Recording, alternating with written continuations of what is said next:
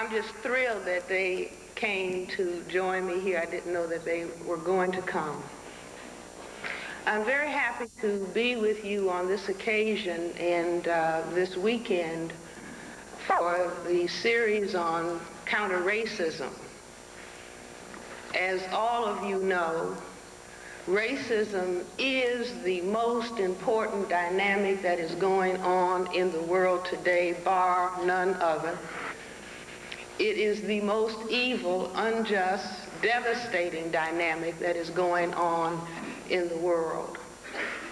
And I believe that we as black people are going to be required by cosmic law to be the instruments to change this dynamic.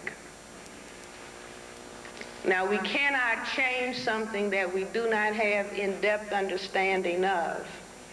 And so my contribution for this workshop will be to go over for some and to maybe perchance for the first time for some others to share with you my understanding of racism, because each and every one of us, it's not Francis Welsing or a few other people, Neely Fuller, Hakeem Adabuti, or just a few people who are going to be required to be teachers and explainers and helping every black person, every non-white person, every white person understand what we mean when we talk about racism.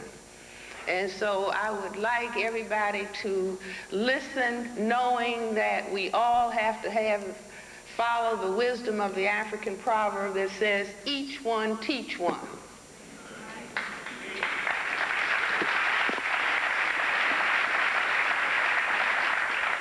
So each and every one of us are teachers and leaders. All of those things, that applies to each and every one of us, because each and every one of us are going to participate in helping turn this world around, and it has to be turned around. And the people who are in charge have demonstrated that they have to keep doing their thing, that they cannot do it differently, obviously, because we have been requesting them to do it, and they've been talking about it and saying that they're going to do it, and they haven't been able to do it. So we're going to help them do it by doing it ourselves, and they'll be kind of dragging along, complaining, but even if they're complaining, they're a tiny minority of the world's people, and the majority of the world's people are going to bring justice to this planet.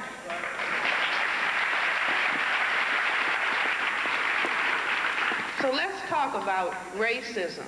I'm going to tell you how I got started thinking about racism and the ideas that came to my mind. I come from a family where people have been political and thinking about political ideas, and I grew up in that environment. And I also grew up in an environment where I think that my parents were training us to complain about things that were not correct. One time the FBI and the Secret Service went to see my mother, asking her about something that I was doing. I was so proud of my mother. She said she raised us to protest. And so they didn't get any help there. I don't know whether they thought she was going to take a broom to me or what. But she said she raised us to protest. But I started thinking more seriously about racism after I had finished medical school and by accident found myself in a training program, a residency training program in psychiatry at St. Elizabeth's Hospital, Washington, D.C.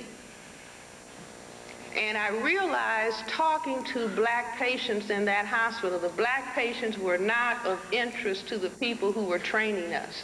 There were about 3 black people in the training program, and the focus was a Freudian psychoanalytic focus. It wasn't about how to get black people well.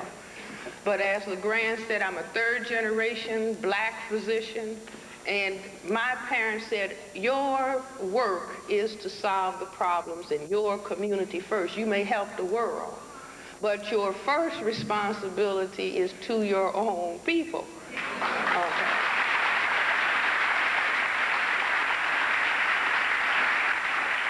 So they were not giving any credit for that kind of interest in the residency training program.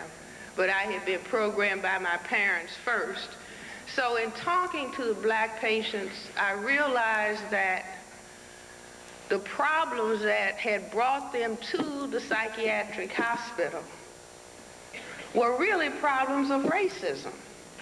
And we were being trained that black people did not have the intellectual potential to talk about their problems, and that the best treatment for them was medication. And that just did not compute, right? Now, medication is sometimes helpful, but I certainly knew that black people were not deficient in terms of intelligence. And so I said, I have to understand racism, and so I just made that my pursuit. I'm going to understand racism. When I was an undergrad at Antioch College in Yellow Springs, Ohio, I thought that racism, you know, I went home one day imagining and telling my parents, well, the most important thing I learned in college was Marxism. They should have taken my tuition back, but they let me continue. Like my grandmother used to say, the more education they get, the dumber they get. But anyway, I thought when I was in college that economic forces were causing racism. But the more I attempted to work with that idea, it didn't turn over any dirt, so to speak. You would just run into a wall. It did not really produce any deepened understanding. So I was still looking for the answers to racism. And in 1967, the cosmic forces led me to Mr. Neely Fuller, Jr., who you're going to hear tomorrow. He's sitting there in the back of the room. Stand up, Mr. Neely Fuller. He's going to hate me for doing this, but please give him.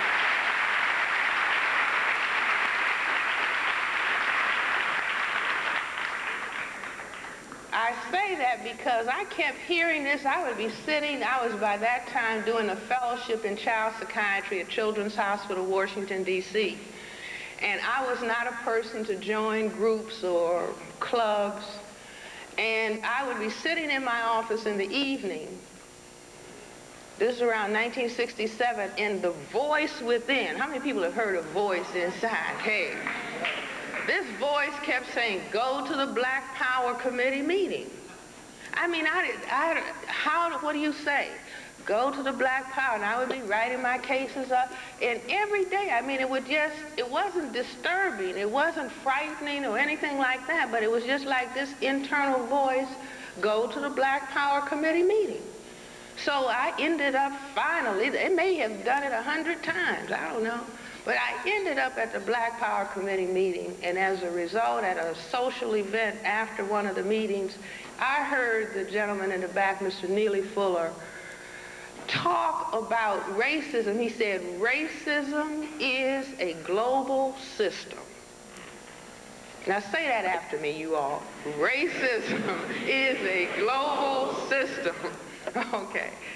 I heard him say that on the other side of the room. People were sitting around, you know, eating some African food and talking. And I heard him say that, and I heard him talk about it was in economics, education, entertainment, labor, law, politics, religion, sex, and war. And a light bulb went on my head. That's it. Talk to that man. And so Neely Fuller is the person who led me to an understanding of racism as a global system. And we would sit up, we had another friend, a colleague in medicine in Chicago, Mr. Carl Hutchinson, and I was younger then because I could sit up till 3 o'clock in the morning and debate ideas. That escapes me now. But anyway, we would talk about these ideas of what racism is, and Mr. Neely Fuller had been writing about racism on his own from 1956. He had 800 pages of work on a book that he called The Code. He's going to talk about that tomorrow. And Dr. Carl Hutchinson was training in orthopedic surgery, and he typed the 800 pages of Mr. Neely Fuller's handwritten material in between surgical cases. He was so impressed. And so Neely Fuller set the framework for what I consider to be a revolution in 20th century thought. Note, I didn't say just for colored people. A revolution in terms of 20th century thinking. And he does not like anybody to praise. He said, praise will be due when the problem of white supremacy is solved. Okay.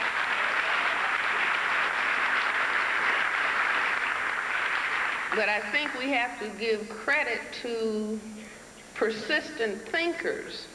So Neely Fuller had laid out this idea about this is a global system that is operative in all areas. See, he turned around what Marx was saying. Marx says economics was causing racism.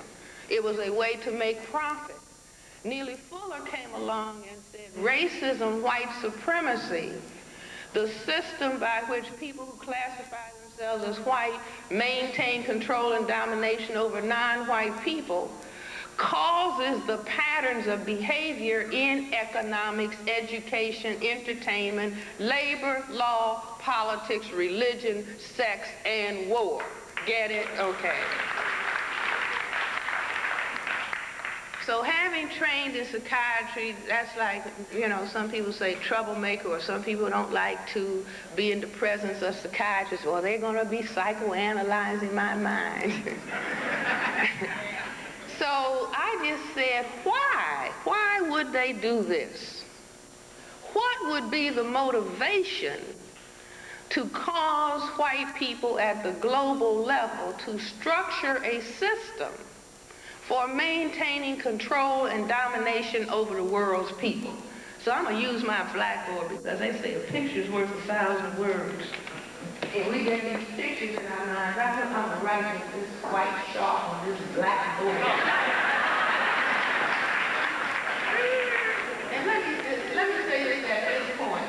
There is one thing that I want this audience to leave with. It's an understanding of racism, it's an understanding of counter-racism, but we are also going to have another revolution, and that is the elevation of the color crystal black.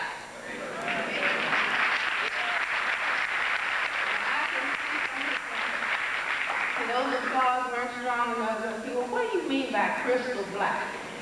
I'm talking about black, black, black people, okay?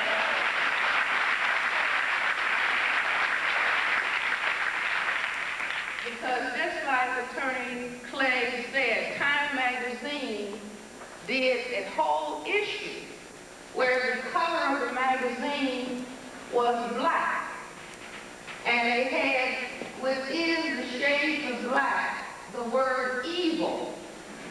And that was a very, very powerful subliminal. Anybody who saw the cover of that magazine, you just watch and see whether your brain has strongly computed black is evil. And so a part of the turnover revolution that we're doing, I say all of the colors are fine. But if we do not reverse it and put crystal black, that's not to say crystal black is better, but crystal black and black has been demeaned. This is the color that we have come from. This is the color that white supremacy is running from.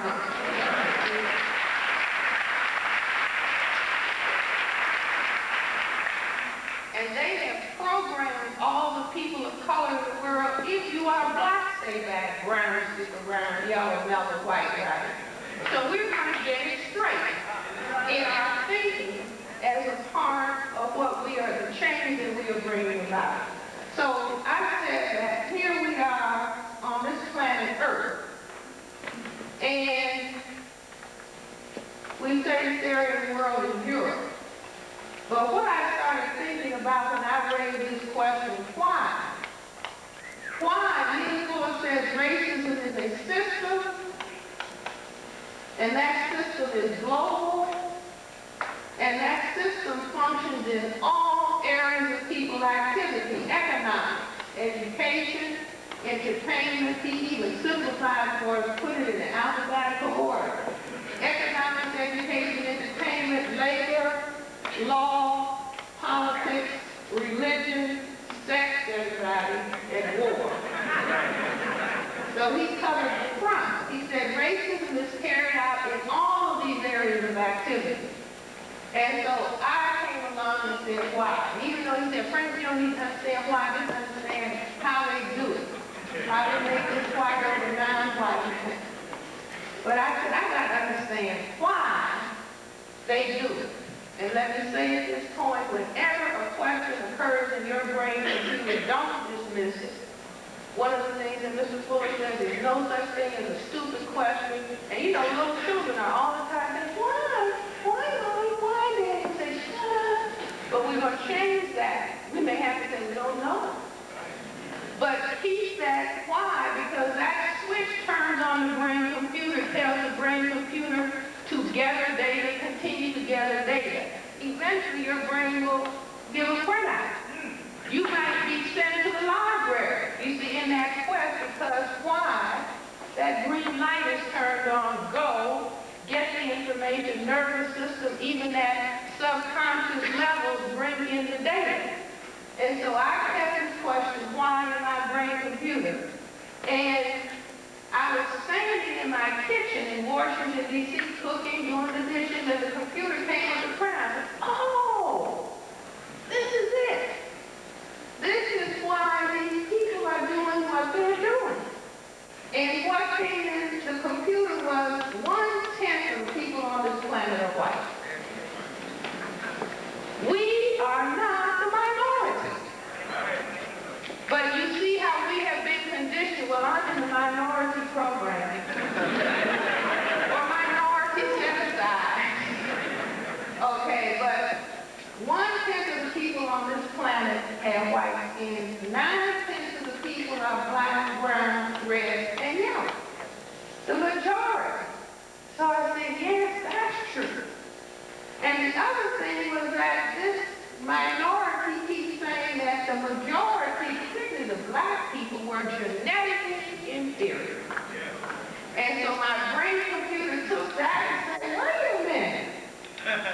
Basic genetics tells us that black is genetically dominant and white is genetically recessive. This is not some cooked up Franklin Welsing genetics. This is what they taught me.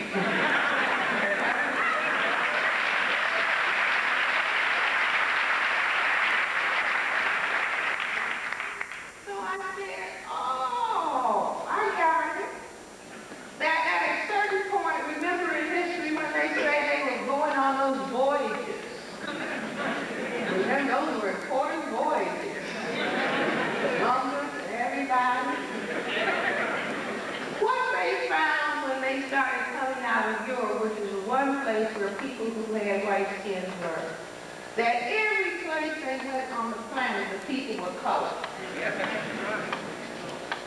And they do like color, so the men were sexually frustrated and had sexual relations with the ladies. And either they stayed 9 months for the boats to get repaired, or they went and came back and found the children all looked like their mothers. And they said, oh, we have a problem. We can disappear. Because what if the men who were there, they could make boats.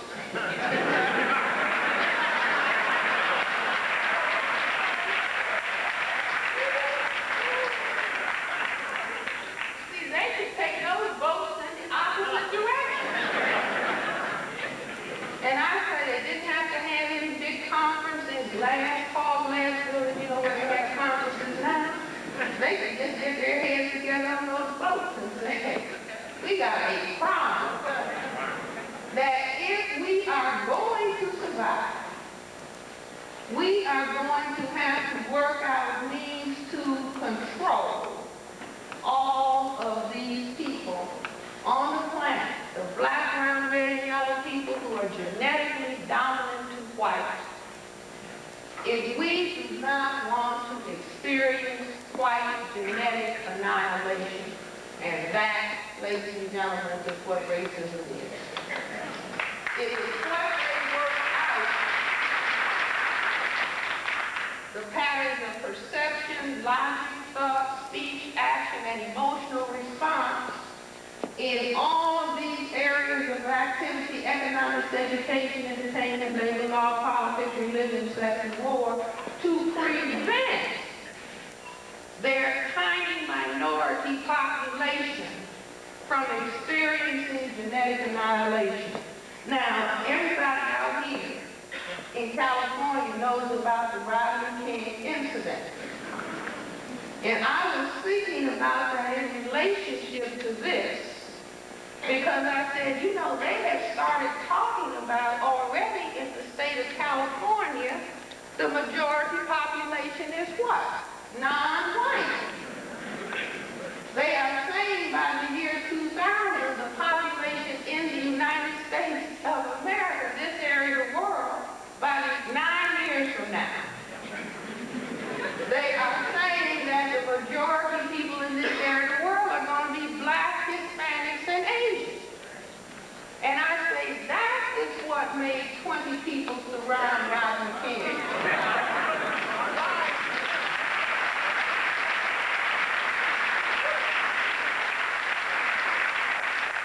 All those people that were kicking and beating and hitting him and stomping him. And then if you say, well, why did you do that? Then they turn red, and when the camera is really put on them, they can't answer consciously why they did it. But I say this subterranean fear of genetic annihilation. You see, they can't do that attack one-on-one. It has to be 5 to 1, 6 to 1, 20 to 1.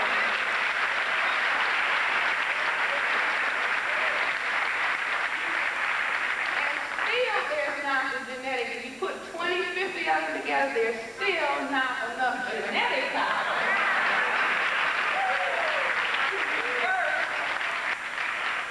Quite genetic annihilation, but do you understand? See, we're going to have to understand. We're going to have to come back from,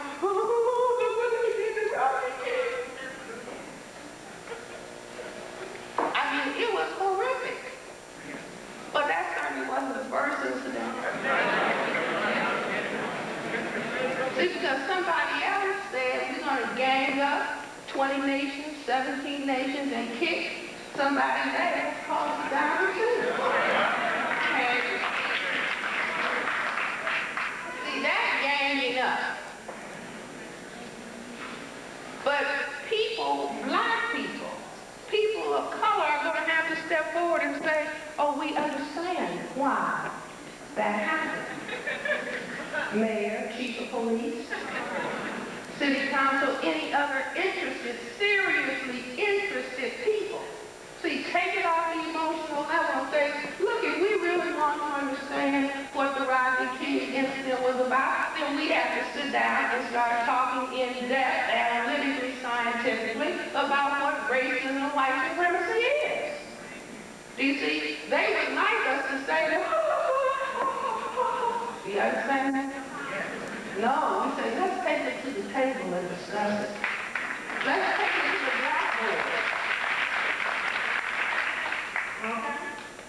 So once I understood, oh, they are trying to prevent white genetic annihilation, then a question that I asked my grandmother when I was a very little girl, because my parents and grandmother were standing around talking in those tones that adults talk, and they don't want children to hear the horror stories. So they were reading an article in the Chicago Defender newspaper, one of the black papers, about a black man who had been lynched in the South. And I said to my grandmother, why would they do that? My grandmother said, some people just have to act ugly. But it wasn't until I understood racism and death, and then I said, oh, this is why they had to lynch and castrate. This was a lynching. It didn't go to a castration, but they probably were kicking his genitals when they had him on the ground. Okay. So it was a lynching, but the problem is, I'm not going to ask for a male model. The problem is this.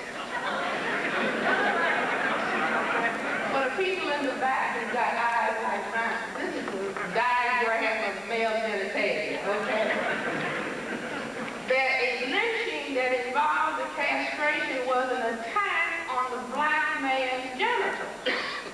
Now, there's no history of black men of color beating up a white man and then attacking his genitals. Cutting off his genitals and taking them home. Okay? But there is historic record of white men attacking black men's genitals and white people, women, and children standing around cheering. And so when you say, well, why they do that thing, but it stands their most fundamental concern. When the word white itself is used, the word white means genetic vulnerability. The very word white, when it is uttered, means genetic recessive state, genetic vulnerability that can be annihilated when these are black, brown, red, and yellow.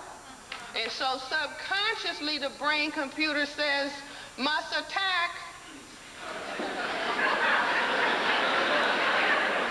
must attack. Where's that gentleman that brought that thing over there? Where is he? There he is. Go get that. Let me show you what this gentleman brought.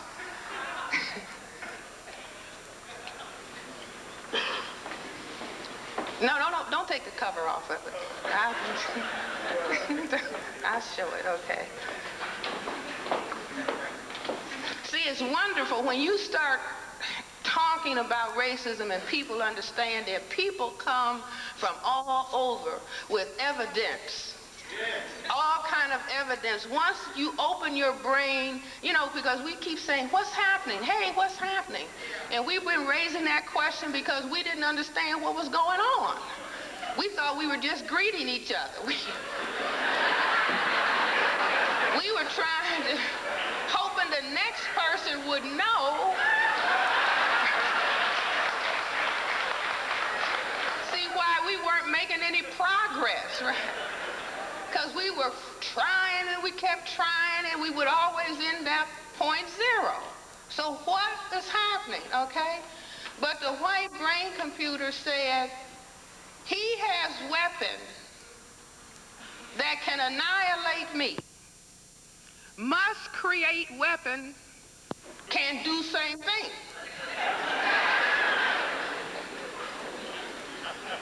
So if you see this front view of the male genitalia, a lateral view would look like this. If you turn that around 90 degrees, it'll look like this. Can you see that? Can't see it. I'll put it here. Can you see that? What does that look like? A gun. Now look at what this gentleman brought. I'm afraid to touch it. Do you see this? He found this in a desk that he purchased. This, and he said, here, Dr. Welsing, this is what you're talking about. This is a penis made like a gun. I didn't make it. Okay? He didn't make it. I told him I wasn't taking this through the x-ray thing at the airport. Miss, we see something in your purse. Imagine me trying to explain this, okay?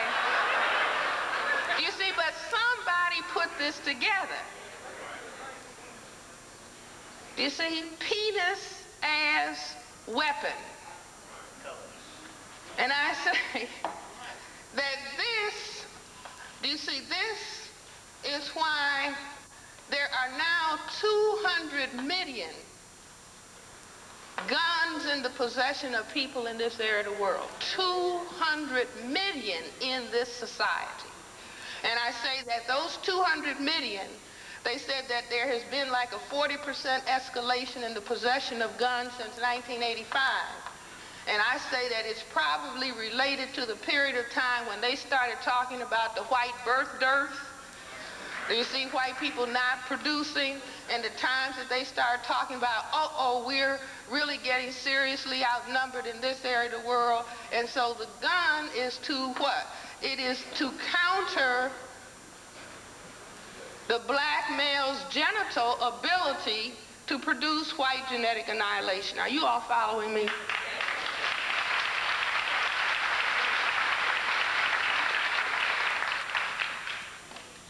Well, let me just kind of go back a little bit.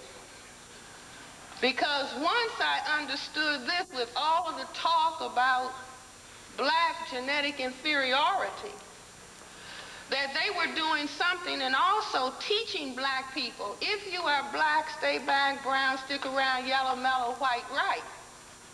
And while they were teaching us hate blackness, hate it, wish you were white, they were on their side of the track doing something very, very significant. What were they doing? And this is a state where everybody knows about the capital of tanning.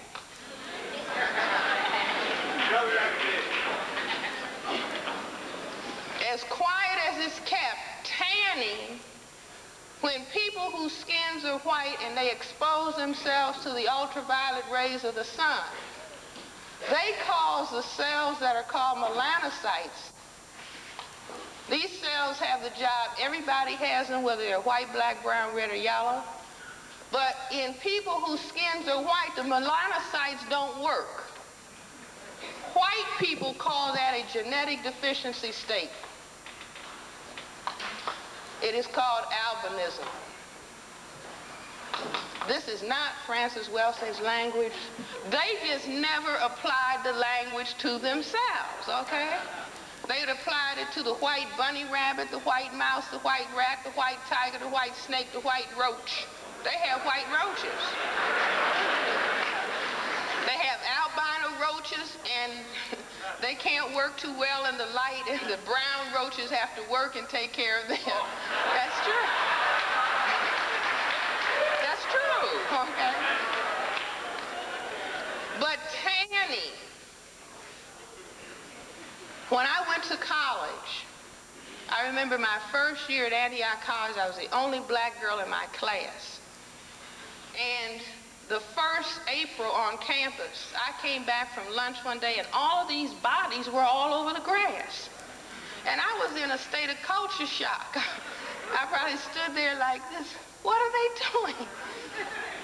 They were what? Tanning. They were trying to tan. Later on, they would say, Francis, now I'm your color. How many people have experienced that? Okay? And we were busy, I hate this color. Why did God have to make me this way? Can't I be white? Help, help. Because I know that if I were in a laboratory working, I said, I think I want to be an instant billionaire. And I'm going to make 3 pills. One will turn you white tomorrow morning.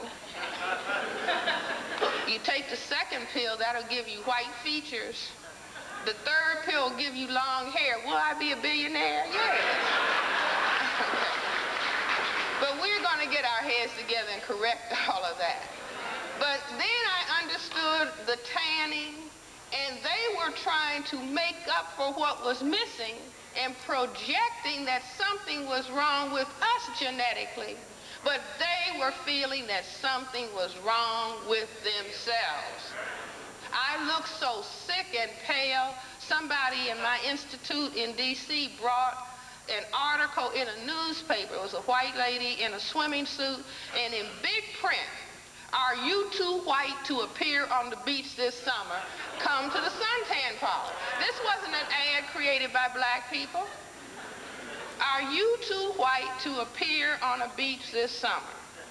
You see, come and get your color straightened out." Okay. So I understood that all that talking about we're genetically this and genetically that. And LeGrand, I pulled out an article that you did in Sepia magazine, 1980. Go to the library and look up 1980 issue of Sepia magazine. I forget the month. but LeGrand Clegg had written an article about black genetic superiority. Now, this is not to go out and say to white people, we are superior, we are. No, it's not about that, but being very scientific. How many people in this audience know that black children are born more advanced in terms of nervous system development than their white counterparts? See, go and get that information. It's very important to put that in your head. By the time the children are 2 years of age, that accelerated development has been reversed, because by the time black children are 2 and 3 years old, they know to reject what? A black doll. Do you see? So that the brain computer is already being bombarded with a sufficient level of information. You are black, but hate yourself. And it's that accelerated development that I would say white supremacy is afraid of. You see, and so then it is reversed, and so then they say, oh, the black people have low scores, and the black people have the lowest math scores and the lowest. It is because of the attack of racism on that highly developed nervous system that produces that end result. And the black people, if you really take a survey and you say, well, let's do a survey right here. How many people would like Mercedes if I bought some with me? A dealer gave me some. How many people would want one? Raise your hand. Right. It's a nice car, right? Some people have theirs already.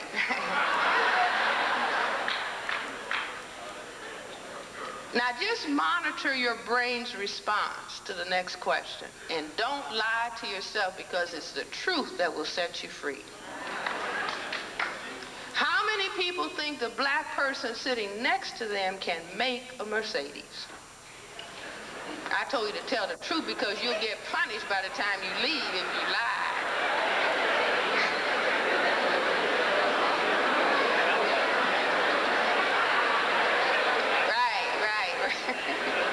See, just tell the truth. See, if everybody really was, even to the number of hands that went up sort of after a fashion, right? That if that number of people actually believed that, black people would be majoring in math and engineering and physics.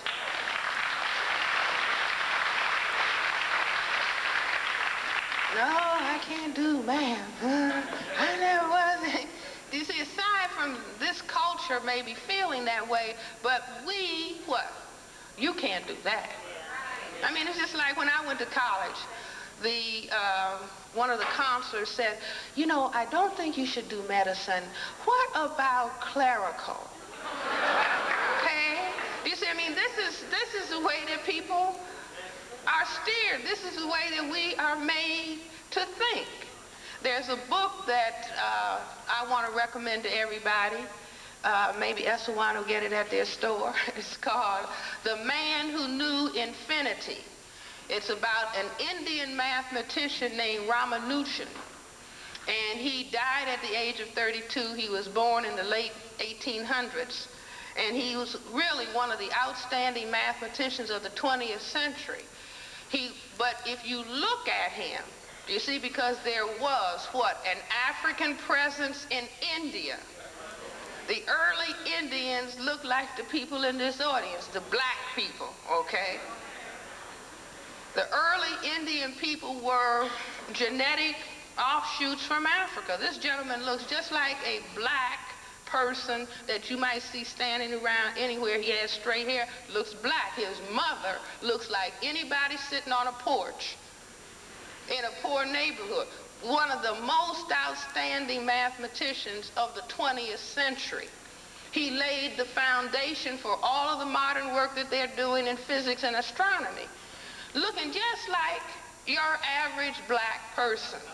Do you see? But if we say, just put the question, well, what is the smartest mathematician, what does he look like? An image of white is going to come into your computer. You see, not the person sitting next to you. But this is training under white supremacy, okay? So then let's go back to the things that white supremacy helps us understand, or the things that we can understand about white supremacy, and I call them the symbolic subconscious evidence that this system is what I say that it is.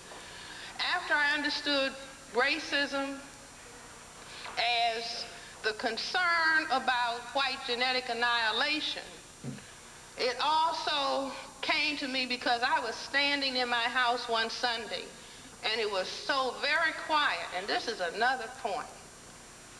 You know how they want us, boom, da boom, boom, da boom, boom, noise, right? That shuts the computer down, you all. But that's why they say, this is your music.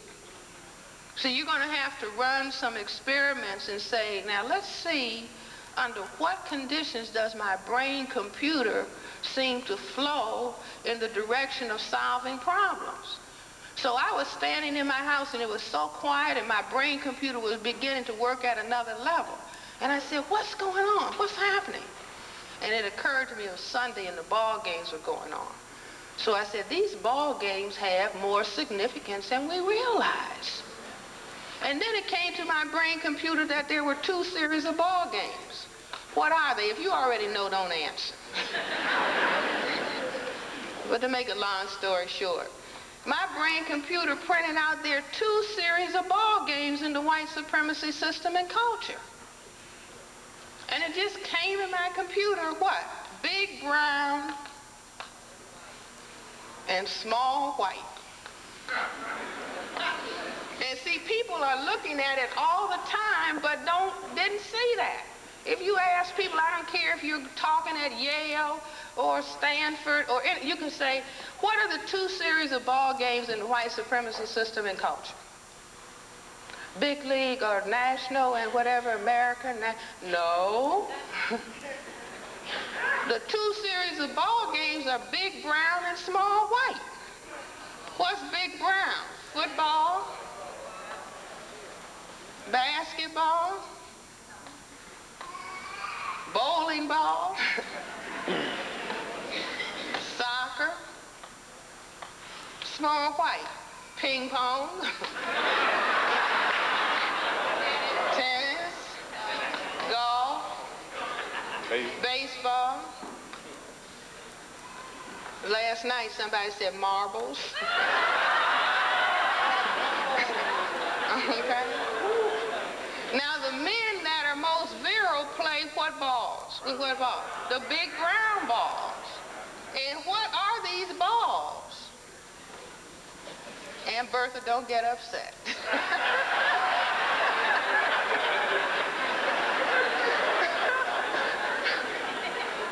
I said this is the problem.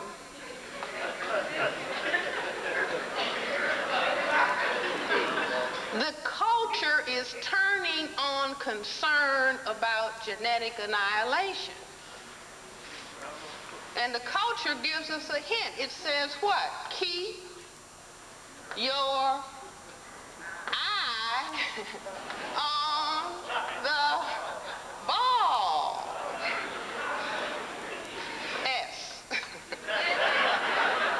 What balls? These balls. Is this a ball? I don't know. Maybe it's not in California. Do they call testicles balls?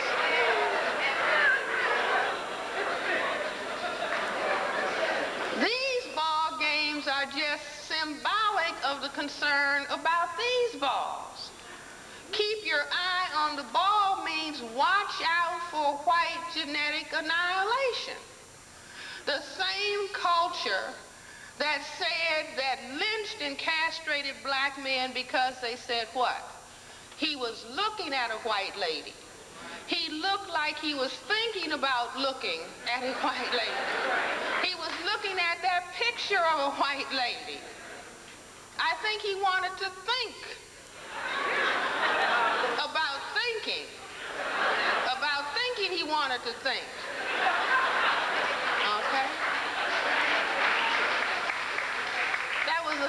to kill the black man. But as quiet as it is kept, what was the white lady saying was her ideal mate? Tall, blonde, no, dark, and handsome. Is that correct? Tall, dark, and handsome.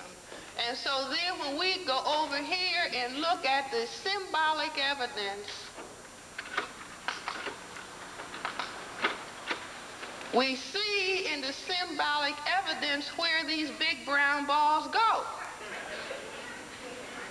The football goes into some white upright legs at the end of the field.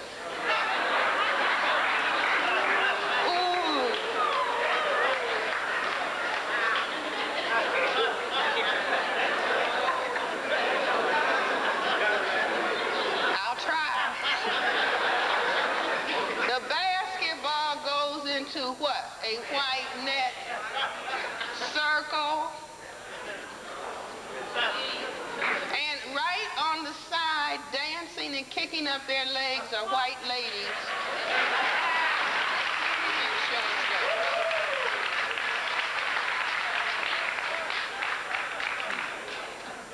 And then they say, well, these ball players want to marry white ladies, right? Of course. Do you understand what I'm saying, ladies and gentlemen? I didn't make this evidence. Just like I didn't make the evidence at Valentine's Day. I want some chocolate.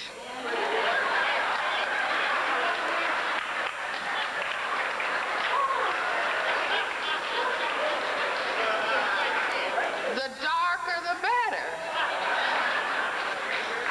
Look at the newspaper articles around Valentine's Day. You'll see in the food section, chocolate is erotic. Hey. See, now black people, we just dance along, and I want some chocolate too. Not realizing that we already have chocolate, right?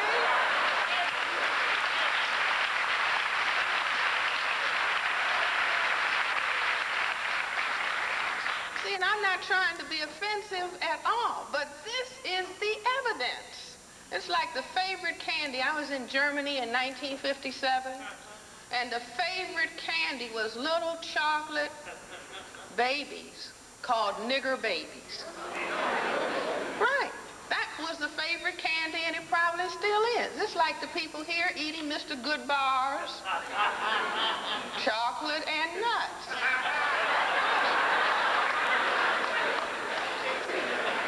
Babe Ruth. See, like all of the favorite drinks are what? Dark brown. Coffee, tea, Coke, chocolate, Coke. Germany, for example, at a certain point said, wait a minute, why are we drinking this American drink, Coca-Cola? We need our own national cola in Germany.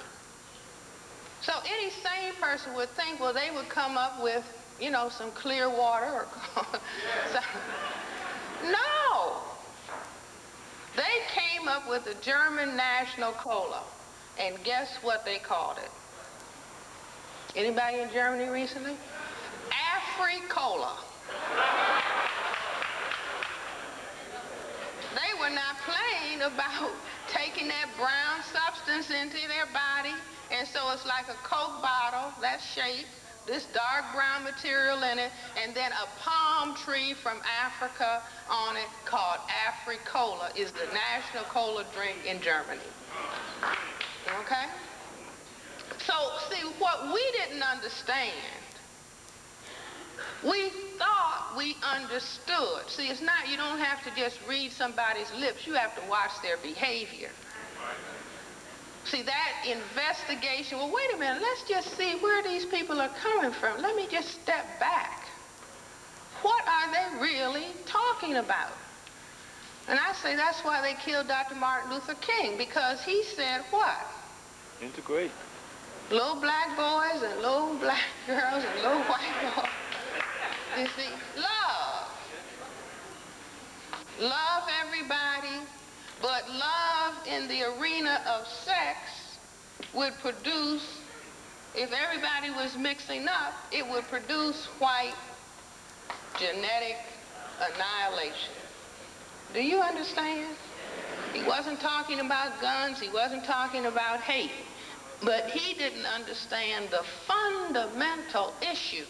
Do you see, like maybe Compton College or some of the schools out here, I am advocating now that instead of black people getting upset with some Nazis, somebody says they're Nazis and somebody said they're Klan, don't get upset.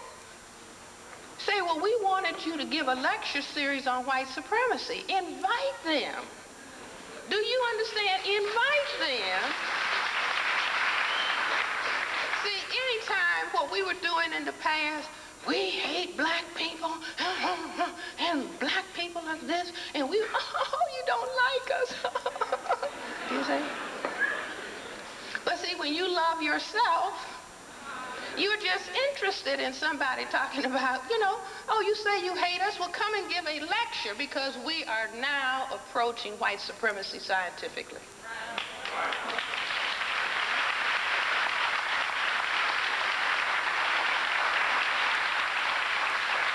See, and just say, well, we're very happy that there's some white people who can be quite honest about what they believe. And so when they start talking about Aryan superiority and black people are a contaminant, hey, don't get upset. Say, well, that's what we analyzed it to be anyway.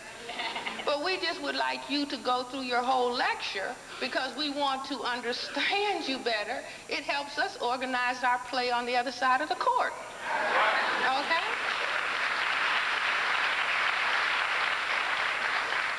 But let me finish doing ball games. What about billiards?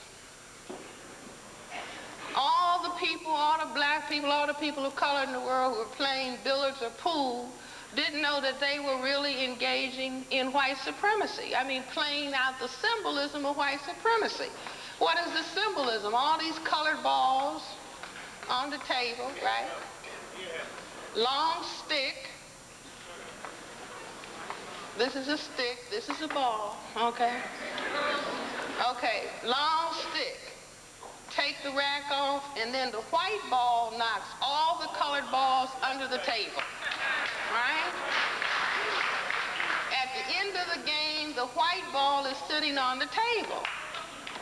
That's called white genetic survival. What's the last ball to go in? The 8 ball, the black one. And what is the expression that goes with it? You don't want to get caught behind the 8 ball. Meaning what? You know, if you were behind the 8 ball, the symbolism that the white ball was behind, or if the 8 ball was victorious, that would translate white genetic annihilation. Are you with it?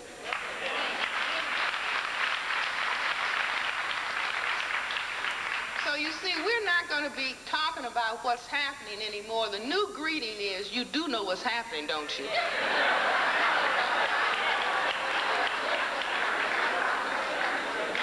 See, everybody is going, you do know what's happening, don't you? See, that would even change the community. What's happening? Hey, what's happening? What's happening? As opposed to, you do know what's happening.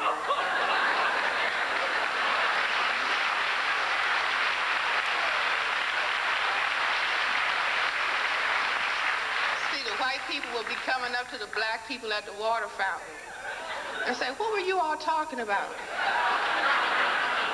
Well, we were just talking about what's happening.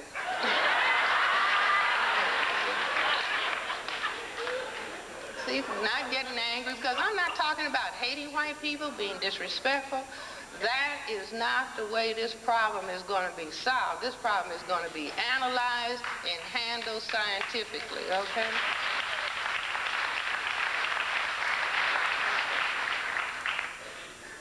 Okay, so what then are the implications? Well, let's just deal with concept and color of God. This is, I think, ooh, critical.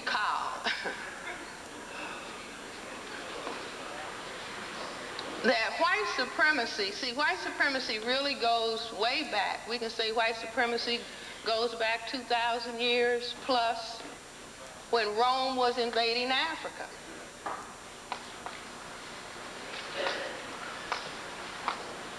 Okay? I forgot my point.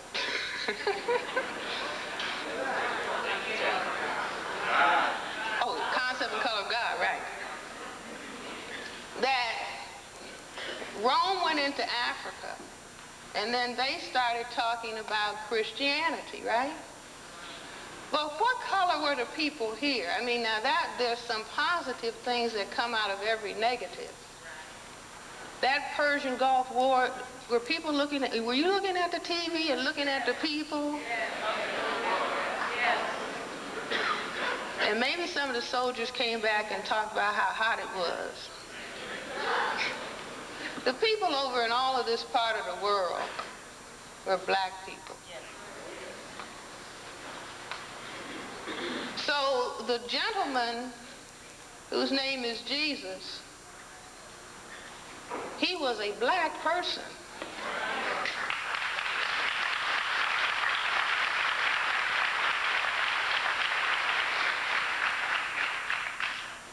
Feet of bronze, burnt bronze, woolly hair, Lamb of God, anybody? Has anybody seen a lamb with straight hair? The strange lamb, right? And we can also, we're helped. See, the way that the cosmos works is so fascinating, because the cosmos, you can't really tell a lie. It reveals itself in some way. And so here's this man, his name is Jesus. And I say, if you break his name in the right place, you get just us.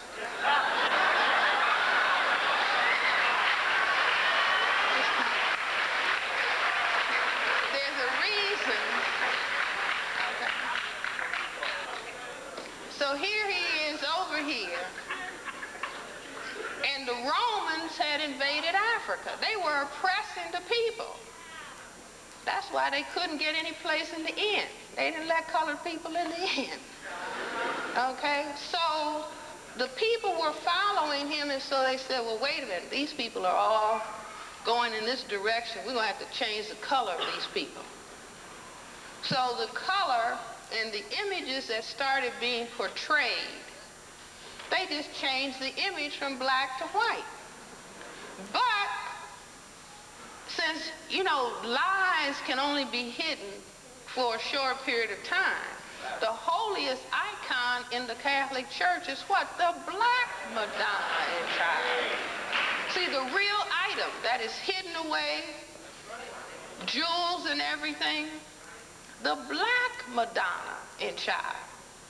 But if black people, and this is the significance of crystal black, if black people were worshiping the image of themselves, can you imagine where we would be? I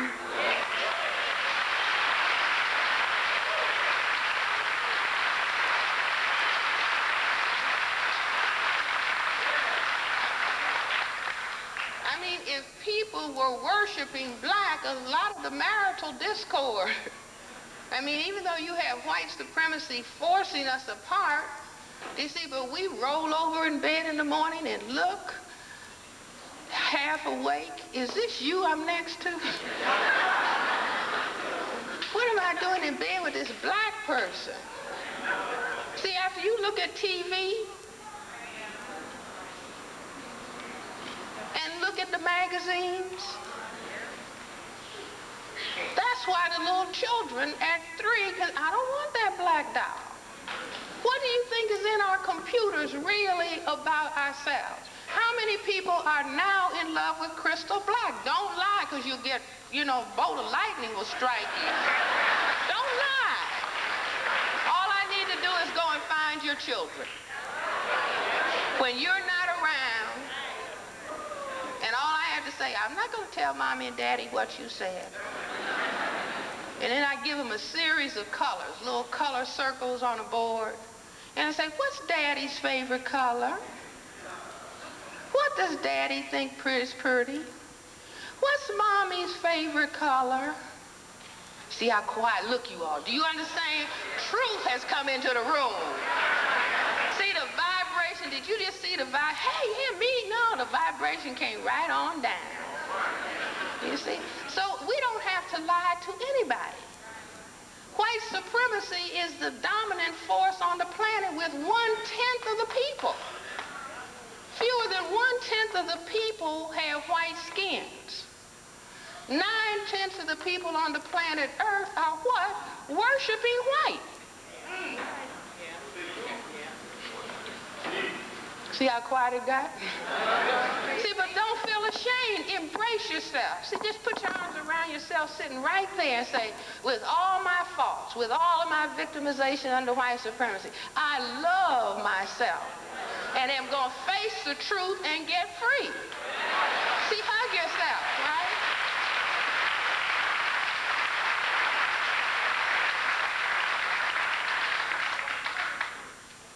So, they changed the image because I remember, see, I was baptized in the Baptist church, Olivet Baptist Church in Chicago, and christened in the Quinn Chapel AME Church. And I was handed that little Sunday school card. My grandfather was head of the deacon and trustees board, so you know we were in the Sunday school early. Got those Sunday school cards early, right? And that card of that white man went into my little brain computer. And I remember being a little girl, we had a pantry in our house where, you know, you walk into this closet kind of area and then it had all these shelves and the Quaker oats and the, you know, the food and the canned goods would be there. And I mean, I was little, you know, like I would be looking up at this shelf. And I remembered after I figured this stuff out about white supremacy, and then I said, wow, when I was little, I thought the man on the Quaker Oats box was God. I mean, now look at the sequence. I had been to Sunday school, right? I seen the picture of Jesus. This, boys and girls, is the Son of God. So I wasn't a stupido, right? So I just, you know, and then your parents put the oatmeal on the table. Now we say the grace. God is great and God is good, and we thank him for this food. Well, that Pilgrim Father on the Quaker Oats had provided it. And I said, well, he's just an older, so I guess this is, you know how children figure things out? They don't discuss it with, they just say, oh. So I said, oh, to myself, this is his father. Now let me tell you, now you are saying she's really retarded. Let me tell you. Everybody in the audience, close your eyes right now. And I want to say a word and you be honest and you see the image that goes through your computer. Jesus. White image, right? I know it's white. Okay? Wait. Now, if your computer, see, I'm talking about it. I wrote about it. But it still flashes through because what? That's ground-in image. You have to be working day and night into counter racist consciousness, and then it's still there. But you've got to work with it. But if that image passed through your brain as white, then you ask the average black person, what color is God? And if God doesn't have any color.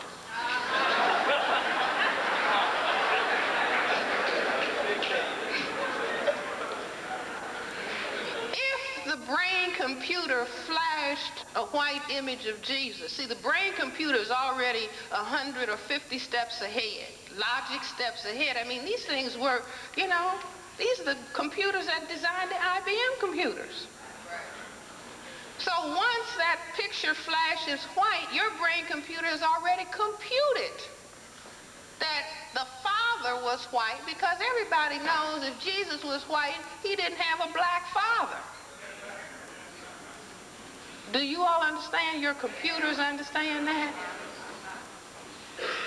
So you just say, oh, that's significant.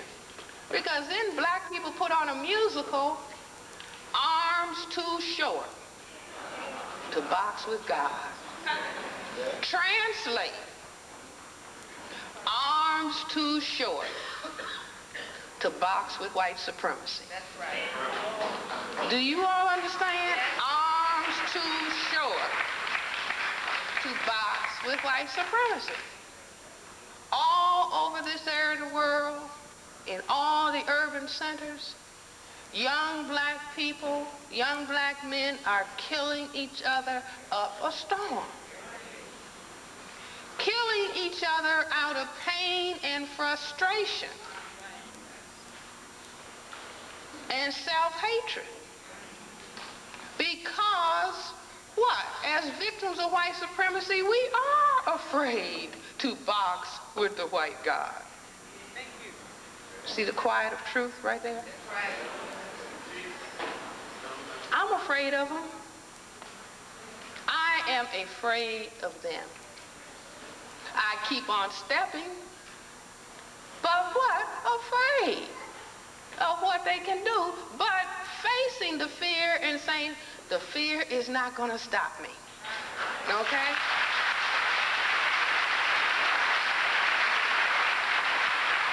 But, see, if we don't face fear, see, if you say, I know I'm afraid, that allows you to continue on that line. If I'm afraid and I cannot admit fear, I make a right turn away from the problem. Okay, so if we look at white supremacy like a chessboard, see, and go to work and at your desk, every time you sit down with a piece of paper, put a little chessboard to get your orientation. See, the chessboard is just like white supremacy because, what, there's a white side of the chessboard and a black side, right? And white always moves first. Under white supremacy, that means white is playing offense, defense, and black has to play defense, offense, okay? So if we sit down here at this chessboard and understand that they are moving against us, and if I don't admit, see, we have to be able to admit, white has won the tournament for the last 2,000 years, you all, okay? Now, if I can't say that, then I will make a right turn, okay? So here we are on the black side of the chessboard. Here's me. I should be looking over here. If I am afraid and don't admit it, I will make either a right turn or a left turn. And who will I attack? Somebody on my own side of the board. Do you follow me? Okay?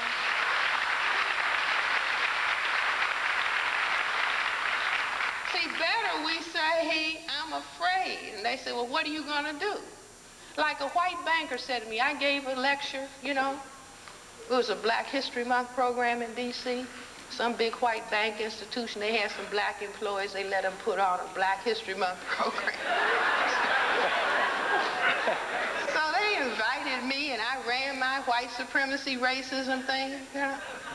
And at the end of the talk, this blue-eyed, white-haired banker, this suit, you know, he came up to me and shook my hand and said, very interesting. He said, you are right about what you say. But what can you do about it? Hey! Isn't that reality? Okay. He didn't know I was going to keep on trying. Okay. But we can. see, we can do something about it if we prevent ourselves from making that right or left turn.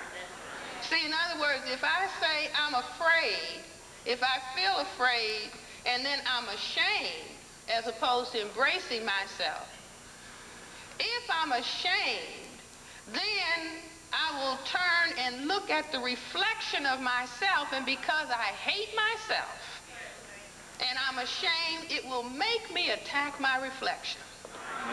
Do you understand what I'm saying? And so this is what we have to be aware of and have to start working on. You see, just embrace yourself. I mean, this was a colossus. We didn't understand where these people were coming from. Genetically dominant people can't even compute. Well, what are you worried about? Genetic annihilation. You see, but we got a little bit of that training because we learned don't marry anybody darker than yourself. Didn't we? Yeah. See, ask the little babies. Go to see the little newborn baby. You're looking in the glass.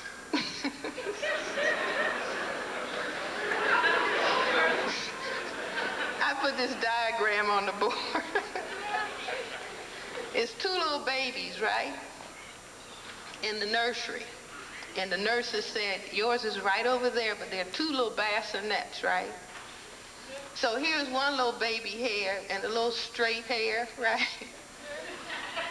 And one little baby hair has a lot of helix hair. You note I didn't say kinky, I said helix. One of the most profound forms in nature. Helix. Helix. But what do? I don't think that one is ours. Are you with me, ladies and gentlemen? Is that one? I think they made a mistake. She's holding up that armband. It's got our name on it. Taking this little baby home, thinking mistake.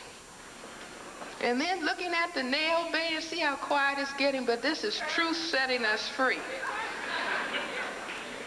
These little nail bed, little tiny baby fingers looking at the ear, you all right? Pulling at this little stuff, right?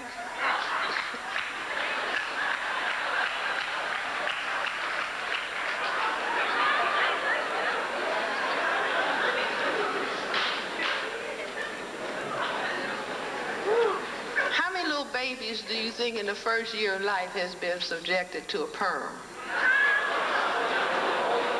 Yes.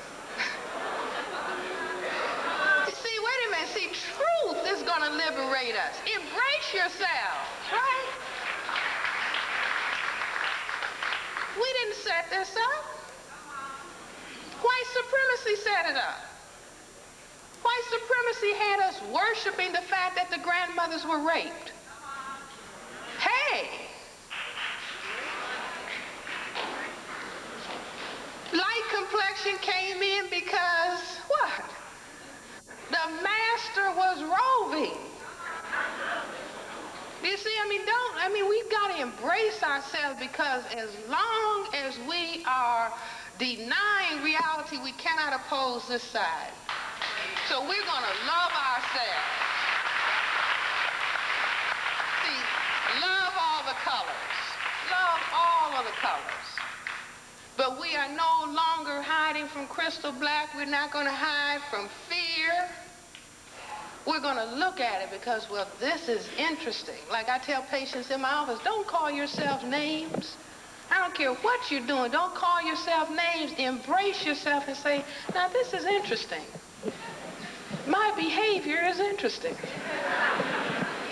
This is absolutely fascinating behavior. Dr. Welsing says it comes from white supremacy. But we have to take 100% what responsibility for turning the behavior around. You see, but no, we didn't produce this chaos. They produced it, but we are going to change it.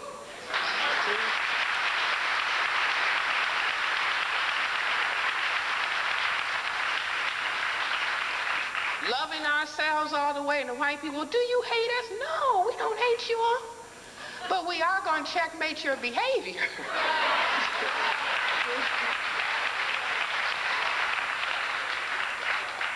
You know, they say that what? Black people are the first people. The mothers and fathers of everybody on the planet came from crystal black people, okay? Now, how many people had a grandmother that all she had to do was raise an eyebrow? I had one grandmother that would just raise an eyebrow. You came to attention.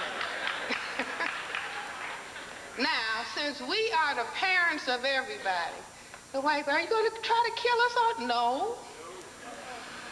But we're just going to monitor behavior like the grandparents, do you see? If we see them getting out of line and practicing some white supremacy and getting ready to do some devilment for white genetic survival, we'll say, sit down. Sit down.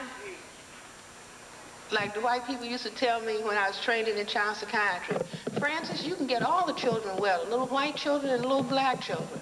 But the little white children, I tell them what my grandmother told me, put your bottom in the seat and sit down. We're going to act civilized now. But that's our job. Can we carry out that job running behind our children?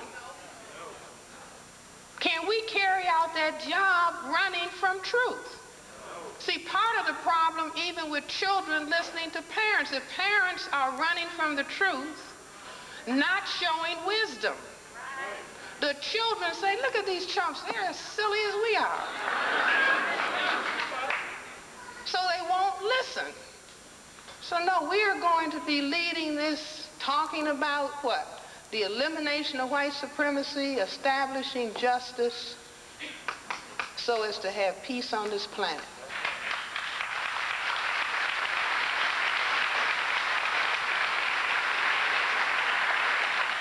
But as Mr. Fuller will probably talk about, you cannot get peace without eliminating white supremacy.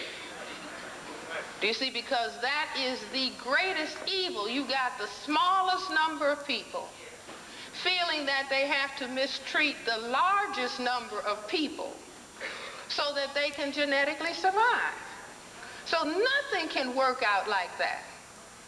Nothing can work out like that. The male-female relationships will not work until white supremacy has been checkmated. Do you see? It won't work. Because they keep having an action coming this way. See, they have an attack. Here's the black male, and here's the black female. One of the main methods of white supremacy is dividing and conquering. Keeping the black male from the black female. Okay? Unemploy him and you will put an argument in the household. Okay? So this force keeps coming this way, and by us holding on to each other, you can't stop this force. In other words, if a force is coming at you and you're just trying to hold hands and hold tight, the force will break right through that. Do you see? But if these people will oppose the force, then they will stop the force from splitting them apart. But they have to, what, do a Nelson and Winnie Mandela. He fights it, and she fights it. Okay? And that's what will bring them together. Okay?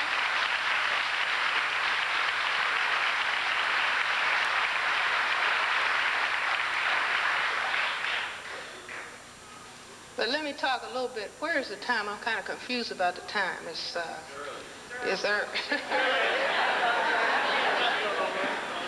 Okay, let's talk about the implications of this. White supremacy, I say, the thrust for white genetic survival has to put its primary attack on the black man. It's an attack on non-white people in general, black people in particular, black men most particularly, because females cannot impose white genetic annihilation. Is everybody with that? You really are? Why? No, right, okay. The reason being is that men, whether they are white, black, brown, red, or yellow, can impose sexual intercourse. A man can say, I want to have sex with you. You say no. If he was of the mind to, he could say, I'm going to make you. I have a weapon. Okay? No, everybody hopes that wouldn't happen, but he has that potential. If I found a man in the audience and I say, you are going to have sex with me tonight, and he says, I have a headache, friend. And then I say, I have my weapon.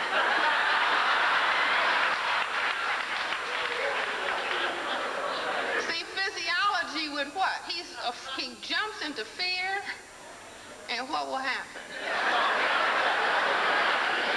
See? I mean, if a woman frightens a man, he will lose his erection, right? See, unemployment can cause impotence. So you know an M16 rifle or a big knife. Okay. So that is why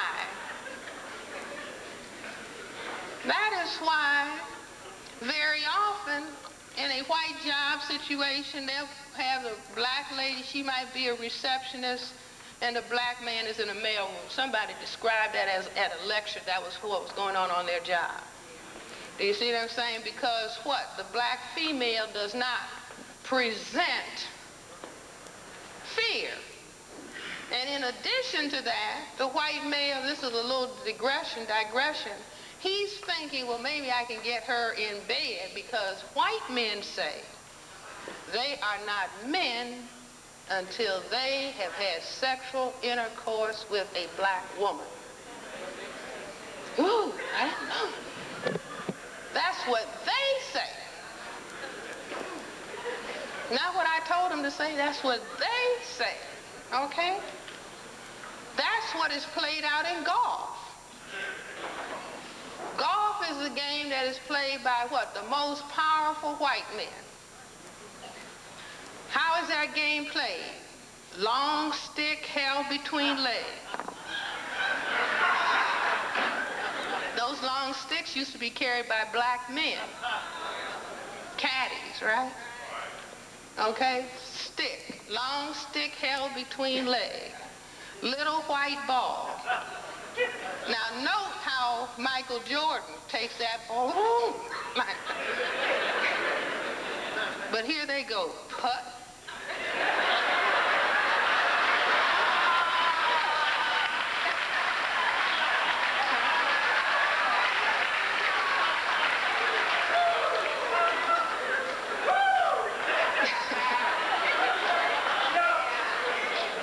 Now Michael Jordan has no problem making a hole-in-one.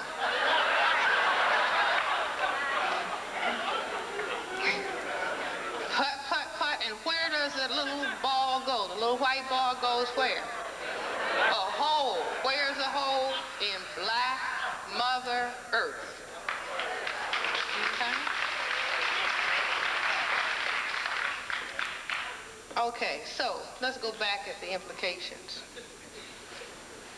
This attack on the black male, here's the black female and the black male. They have fallen in love. They say, let's get married. Nobody taught them about white supremacy, but now the little children are going to learn about white supremacy when they're 2 and 3 months old.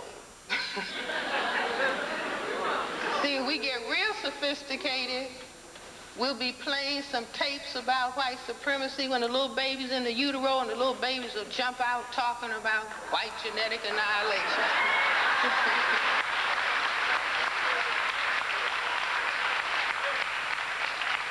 See, the people in the nursery schools are wondering, what are these children talking about? Okay. But if nobody teaches about white supremacy and how it works and what's going on. Like Mr. Fuller says, if you don't understand white supremacy, what it is and how it works, everything else that you think you understand will only confuse you, okay? But we are not taught about white supremacy. We're given Dick and Jane and Spot and Puff and whatever else they have going, you see? Not about racism so that these people fall in love and they get married, but white supremacy is raining down. And it said, we've got to attack this black male because he might cause white genetic annihilation. That's, by the way, what sexism is about. You know, the white male holding the white female down? Why? Because she said her ideal mate was tall, dark, and handsome. And so if they were to let her go, my goodness, she would cause white genetic annihilation. Now, gentlemen, let me just say this here. Don't mistake that to mean that you are supposed to join with her.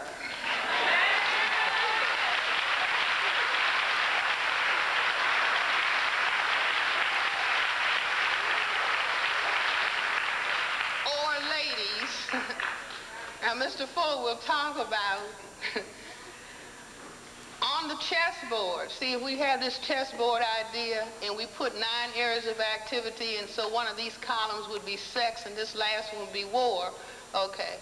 Under sex, the white lady makes her move on the board and she says to the black man in the college, aren't you in my French class?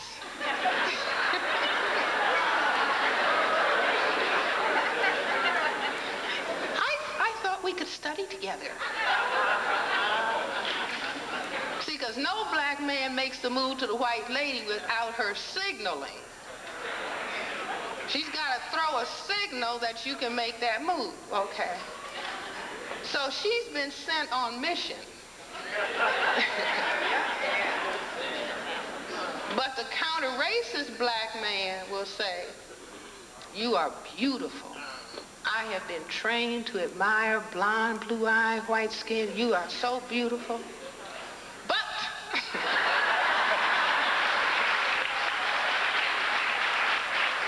I am on counter-racist mission.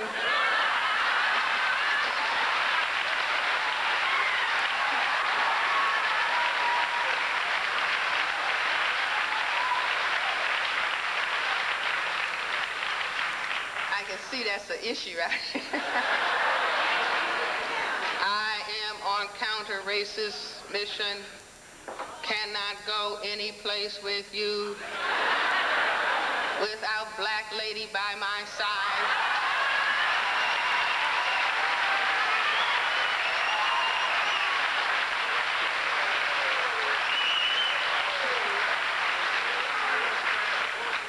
So she's stunned, just like a stun gun hit her.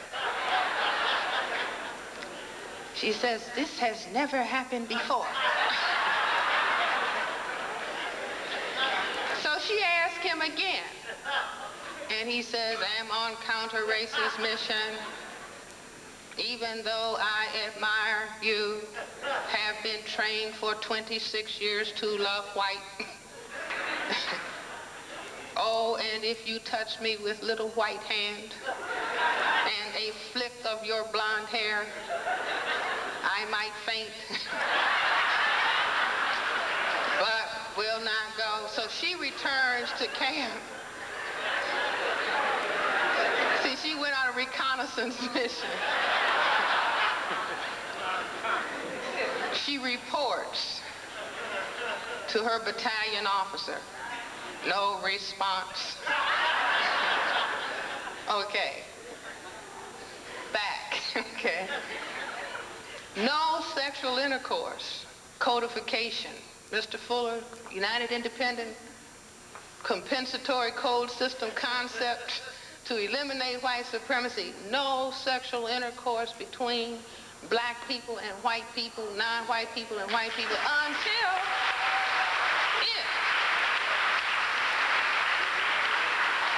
for those who feel so inclined, until white supremacy is eliminated from the planet.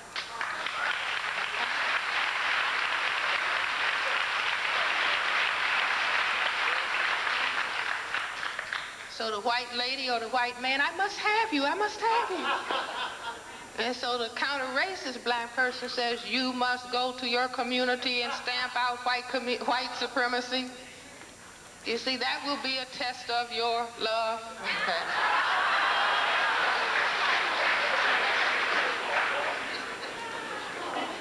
Okay. Neely Fuller had told me a long time ago, he said, Francis, if you want to see how this works, just run it out.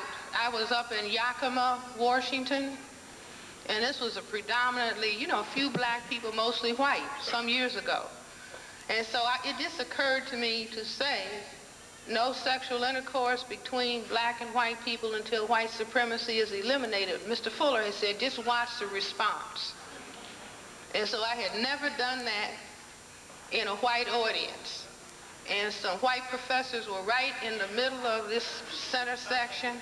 And I said, no sexual intercourse between white and black people until white supremacy is eliminated from the planet. These white men just, no, no, no, no.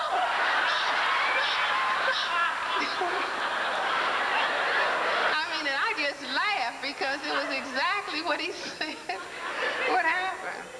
See, we have no idea how much of a motivation that would be.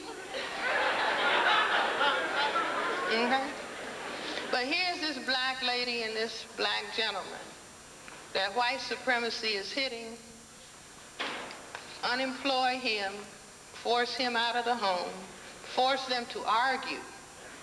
You see, because they don't know that the force is out here and what? They turn right or left and look at each other. And the argument goes between them, and they're calling each other bad names and tension. So she's left with the children. Okay? He's gone. Or he might be trying to, I am a man, and he gets 3 other ladies or something. Not understanding this is white supremacy that has captured manhood and womanhood. Okay. So here are the children. And so she's upset, not with white supremacy because she didn't understand white supremacy. She's upset with him, and then she reflects that to her attitude towards the male child. There you go, acting like that, no good. You see? She's not bad, he's not bad. What? We are victims of white supremacy. Didn't understand what was happening, okay? So she's shouting at the little boy. One of the things, he can get mad and get angry, and then he goes out and becomes a rapist. What? I'm going to get me some love, right? Now I'm big enough. So that's one of the tragic outcomes.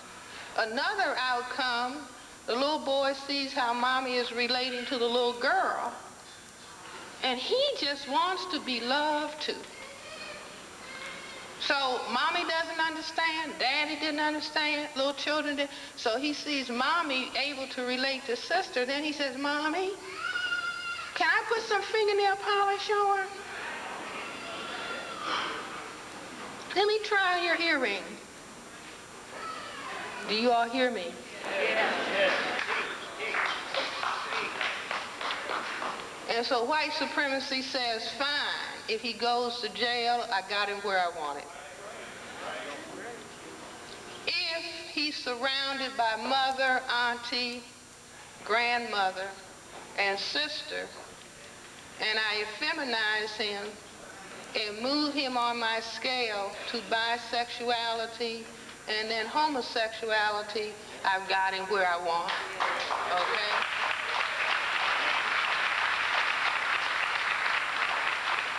See, they know their moves on the board. What are they playing? In other words, homosexuality, bisexuality, what?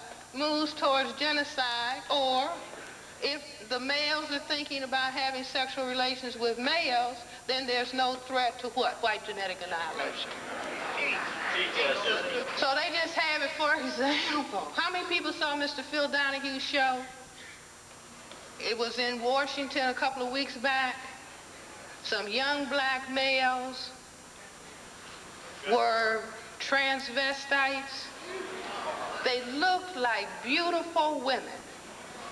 And Mr. Donahue was, oh, you're so beautiful. Oh, you're so beautiful. And the mothers were there. Oh, mother, and you're so proud. I'm sure you're proud of your son. Hey.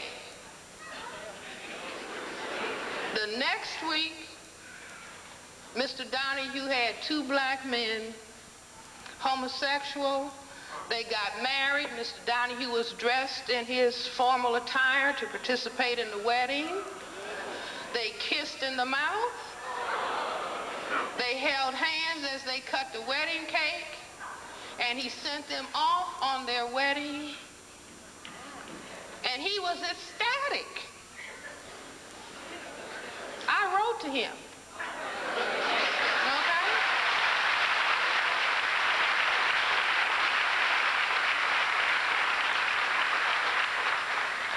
See, my statement, you have sons. Can you see yourself praising your sons for dressing like women? You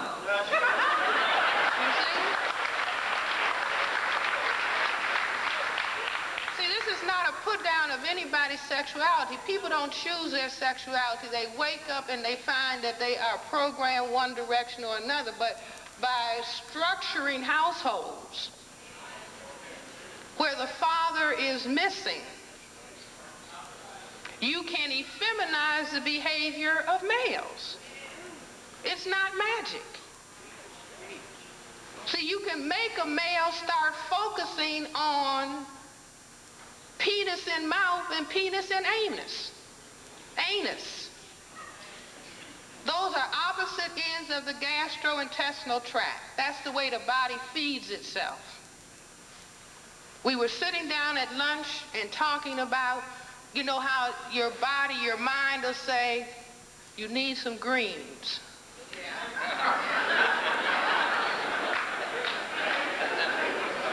How many people have had that experience?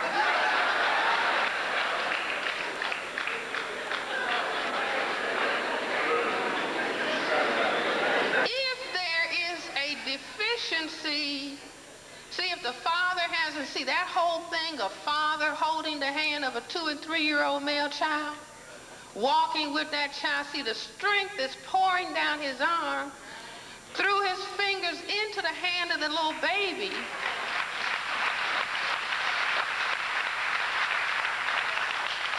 And teaching the little baby how the male wrist is supposed to move. And a little baby that didn't experience that, holding the hand of a mommy who might be 16 or 26, and grandmother and auntie and cousin, and so then somebody says they have a weak wrist. Do you all understand?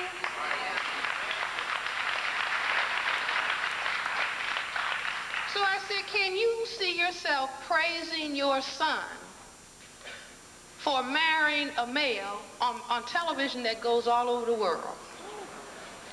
I mean, he was absolutely ecstatic.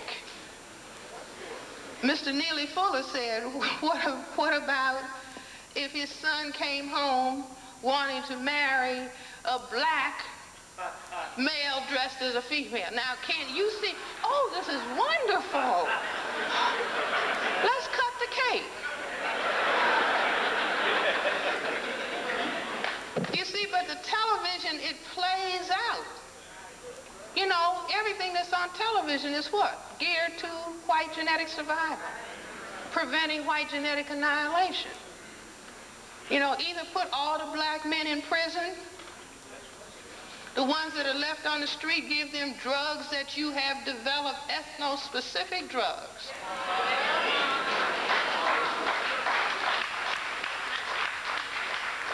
See, well, let me just finish this, a female child.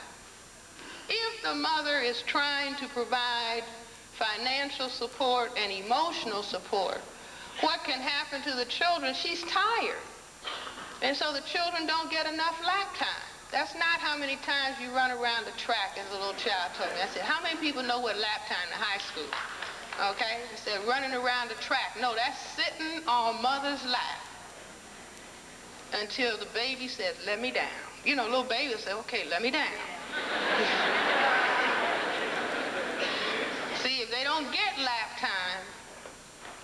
the end result will be alcoholism, drug addiction, or sex obsession.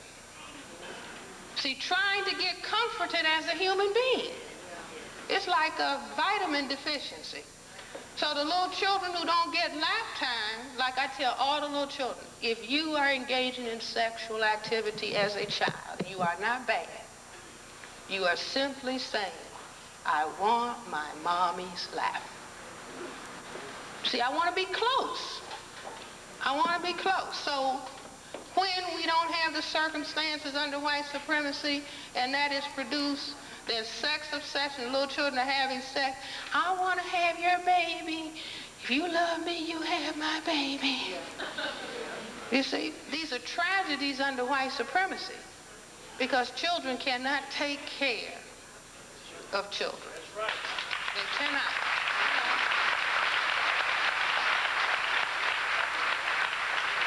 And so then they say, well, they have an epidemic of teen pregnancy. You're right. This is a symptom of white supremacy. And we didn't understand it, so we were falling victim to it. But now we're going to change it. That's right.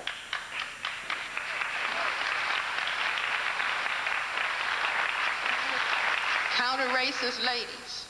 No children until 30. Ooh. See, we're not talking about what we want to do or what feels good. We're talking about prosecuting the war, right? Now, men, hold on. No children till 35. Ooh. No more than 2, no closer together than 3 years apart. No, because see, white supremacy keeps saying younger and younger. When I started putting out these figures, some white person came along and said, you know, it's really did a study. You know, studies, grants and studies, okay? Did a study and said, well, it really is not such a bad idea for these black children to start having children because really there's not anything else that they're going to be able to do. Hey. So this is really one of the more constructive things that they can be into. And so now what are they doing in the schools? Putting nursery schools in the junior highs and the high schools. See, while the white people are going to be doing history, geography, and math, and then the Eastern Europeans are going to be coming over and entering the schools and doing history, geography, and math, and what are we going to be doing? Tending babies.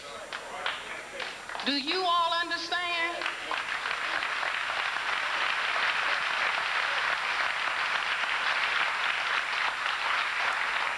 See that message? You're not going to be involved in the competition that's going on. No, we have a place for you. No education, taking care of babies.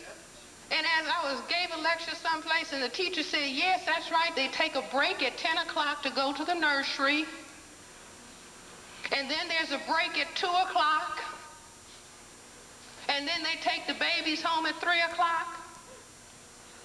Where is the studying being done if black people are going to have to be responsible for their own self-sufficiency and development? You all, we better understand. And every baby that is sitting on the lap of somebody who is immature, not bad, immature, is going to be vulnerable to the stress of white supremacy. And white supremacy said, we got something for you. We got every kind of designer drugs that we've made for your particular kind of nervous system.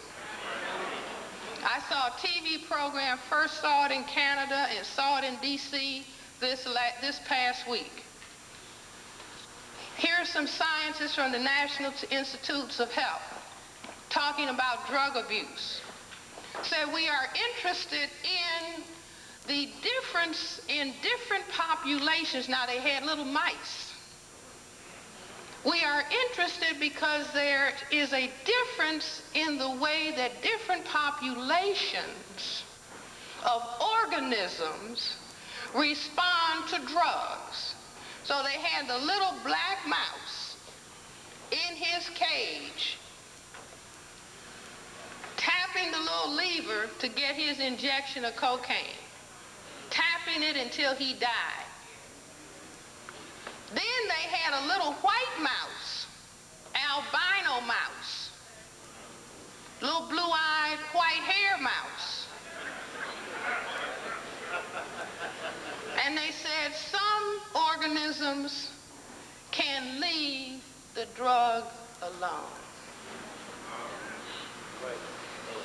Do you think that people cannot create chemicals that are specific to the nervous system of highly melanated people?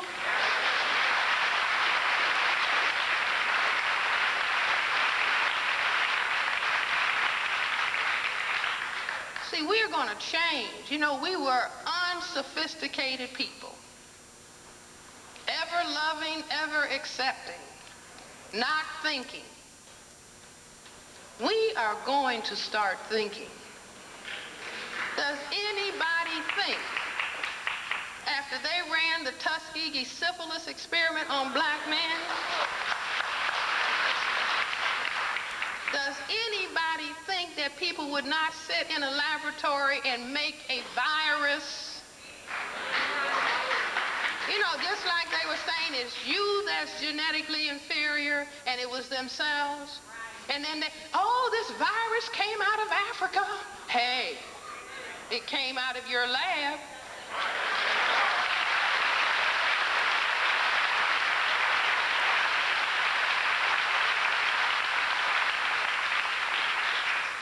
See, in the papers recently, big controversy, Dr. Gallo, the one who talked about the virus coming out of Africa. Now he's supposed to have been lying about having found the virus. One lie is always supported by a minimum of 25 other lies. Okay? I hope we got that. Did you all write this down? 30, 35, 2, 3. This might be the lottery number.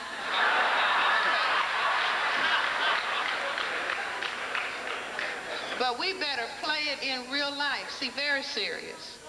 See, very serious. We have got to decree on the black side of the chessboard, we are not putting any more black children in the foster care system, in the welfare system.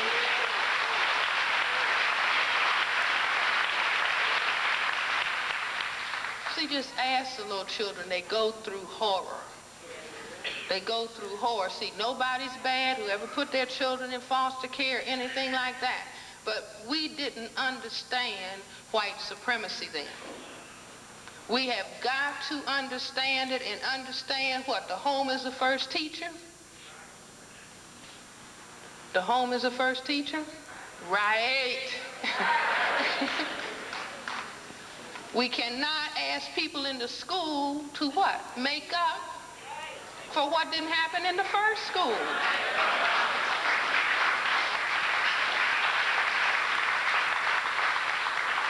See, knowing that it's white supremacy, when the information that black children are second to none from birth. So there's no excuse. But white supremacy says, I can't have them functioning at the highest level because they will threaten white genetic survival. And so we have to say, no, no, no.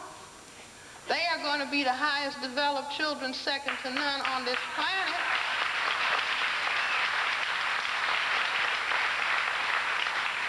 And we are going to take responsibility to see that it happens, and we will be preventing AIDS also. Do you all understand? That's a part of the war. They ran here, sex. We made them sex obsessed so we can put a virus out here that is sexually transmitted. And they'll be talking about they don't care, they got to get some. Get on up, sex machine. So then over on the counter-racist side of the board, no, we say we are putting the P and the V under discipline. That's penis and vagina.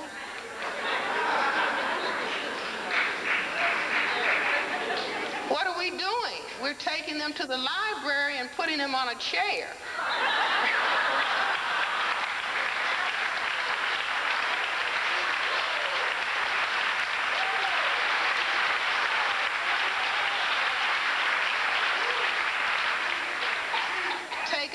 S1 books.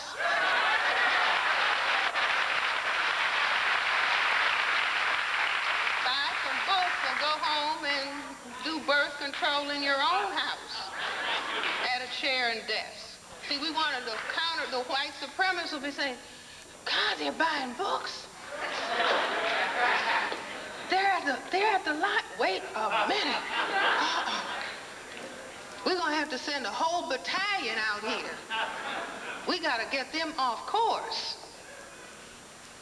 Say, no, we understand white supremacy until it's over.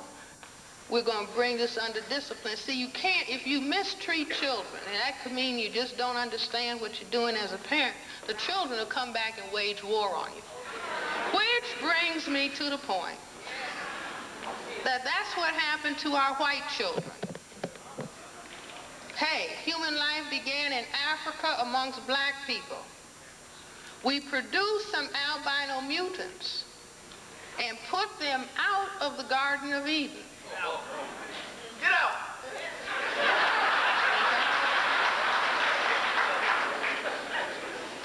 They had to go directly north to get out of the sun.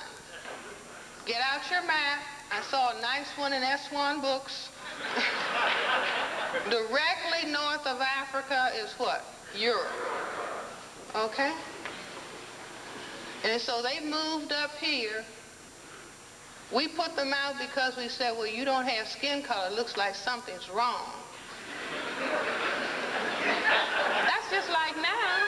Child has a genetic defect. They put them where? In an institution. They isolate them. So these people were put out.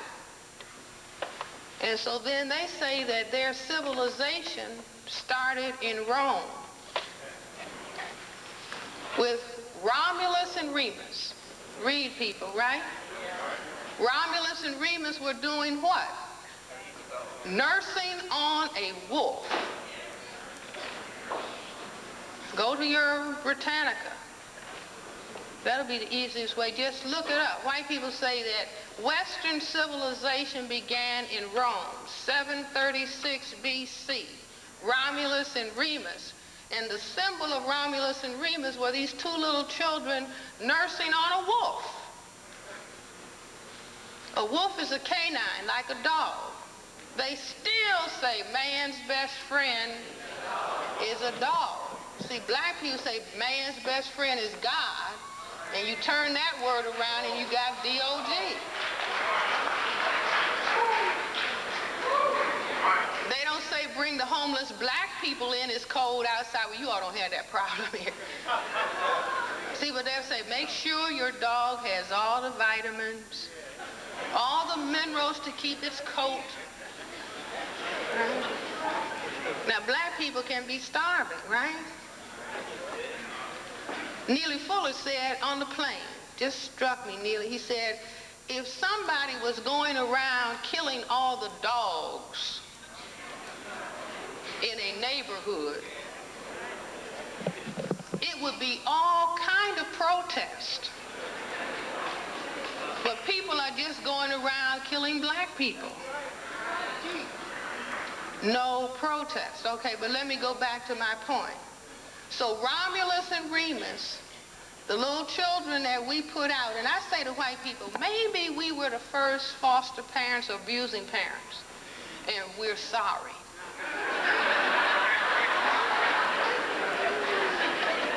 But we're going to get your behavior straight. So now look at what they did. At some point they came back into Africa and started dogging the black people. Dogging, get that? Dogging the black people. Then they took the black people out and took them, some of them, to America. And then they started saying, now you are going to put the black baby out in the box, in the field, and you're going to nurse the white baby. Do you see that? The baby that was put out is now forcing them to nurse the baby. Bennett, what, United Colors of Benetton, how many people saw that ad where they had the black woman, large black woman, big breasts in the mouth of a white baby ad that just recently came out. But beyond that, what do they call us over here? Mammy? How I love you, my dear old mammy. Pappy? Aunt Jemima? Uncle Ben? See, we're still feeding them. That image of the black person feeding them is still significant to them. So I'm saying we learn from this example, these barbarians that were produced having to be raised by this wolf. And so then we put our children out because not taking care of them under white supremacy that created the conditions. And then these children come back and what? War on the community. So we say, hey, white supremacy, we're going to get it straight. 30, 35, 2, 3. We can't get these people to have any babies at their early age. It's going to be hard for us to get them on these drugs. You can immunize a person to the use of alcohol, drugs, and sex obsession by putting them on a mature lap and not knocking them off prematurely. Imagine a little baby. Think about from the little baby's position. Little baby's 1 year old. And he's hardly getting it together, even that advanced nervous system, when the stomach starts knocking him off. And then he's 18 months old, standing, somebody saying, you're a big boy. He says, I'm a baby. Somebody pick me up. Do you all understand? See, don't feel bad. This is what white supremacy created. There are African cultures where you can't have a child closer than 2 years together. You'll be shamed because what?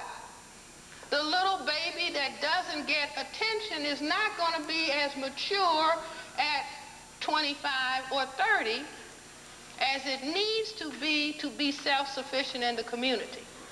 You see, but white supremacy put these conditions on us, and they've turned this thing completely upside down. But what? We're going to understand it because they can't fix it for us. Do you all understand? They cannot fix it.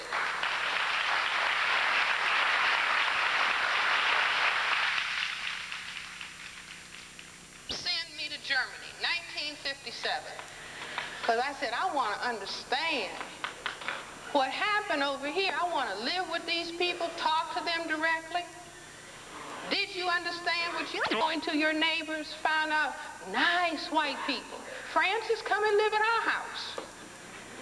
But when I asked them about what they were doing to their neighbors, they would just look down at their shoes, meaning what? They knew what was happening, they allowed it to happen.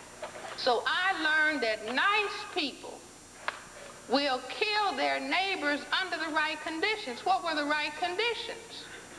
They kept saying their neighbors were Semites. And so I had trouble with that word. I'd look it up, and you'd say a Semite is somebody who speaks a Semitic language. Now, every child knows you don't define a word with the same word. So I said, uh-oh. So I kept looking at this word, Semite, Semite. And the brain computer said, semi is the Latin prefix for half. Semicircle, half circle. Semite, half black and half white. The population that was created in Africa by Greek and Roman soldiers coming into Africa, having sexual intercourse with African women, producing a mulatto population. Some of these people wanted to follow their fathers back up into Europe. Just like we say, I didn't leave nothing in Africa. I'm an American. So they said, I'm a European. That's like some of the people, you know, mixed. Well, if my mother's white, why do I have to call myself colored? Because you are.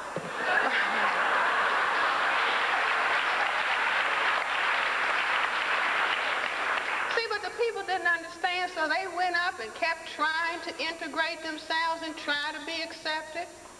and then having sex with white people to make the population get lighter and get rid of the woolly hair and get rid of the swarthy skin and blue eyes and blonde hair, if at all possible. And so that went on for a long time, and in the mid-19th century, they were integrated. The universities were opened up. Come out of the ghetto, everything is fine, we are really in. They started marrying European women, German women, and then Adolf Hitler came along. He said, enough of this.